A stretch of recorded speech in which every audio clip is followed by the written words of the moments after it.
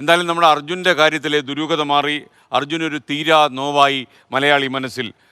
അർജുൻ എന്തു സംഭവിച്ചു എന്ന ചോദ്യത്തിന് നമുക്ക് ഇന്നലെ ഉത്തരം കിട്ടിയിരുന്നു. ആ ആശ്വാസത്തിലാണ് കോഴിക്കോട് കണ്ണാടിക്കിലെ ആ കുടുംബം. പക്ഷേ അവരെ ചേർത്ത് പിടിച്ച എല്ലാവർക്കും നിറകണ്ണുകളോടെ ഇന്നവർ നന്ദി പറയുകയും ചെയ്തു. അർജുൻ എന്ന 30-കാരനായി കേരളക്കര കാത്തിരുന്നത് നീണ്ട 72 ദിവസം. ആദ്യ നാളുകളിൽ ജീവനോടെ തിരിച്ചെത്തുമെന്നായിരുന്നു പ്രതീക്ഷ. ആ പ്രതീക്ഷ പിന്നീട് പതിയെ ഇല്ലാതായി.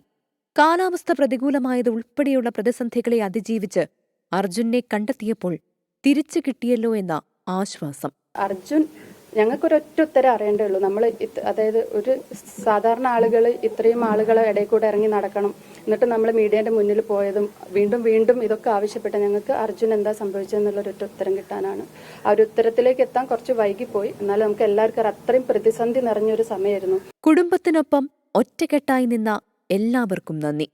നമ്മളെ കൂടെ അന്ന് മുതൽ ഇതുവരെ നിന്ന എല്ലാ ആളുകൾക്കും നമ്മൾ ഓർക്കുന്നുണ്ട്. കർണാടക സർക്കാർ അവസാന ഘട്ടത്തിൽ നല്ല ശ്രമം നടത്തിയെന്നും അർജുന്റെ കുടുംബത്തിന് മതിയായ സംരക്ഷണം നൽകാനുള്ള നടപടികൾ സ്വീകരിച്ചിട്ടുണ്ടെന്നും LDF കൺവീനറും MLAയുമായ TP രാമകൃഷ്ണൻ. അവസാന ഘട്ടത്തിൽ കർണാടക ഗവൺമെന്റ് നല്ല നിലയിൽ പ്രവർത്തിച്ചിട്ടുണ്ട്. അവിടുത്തെ MLAയും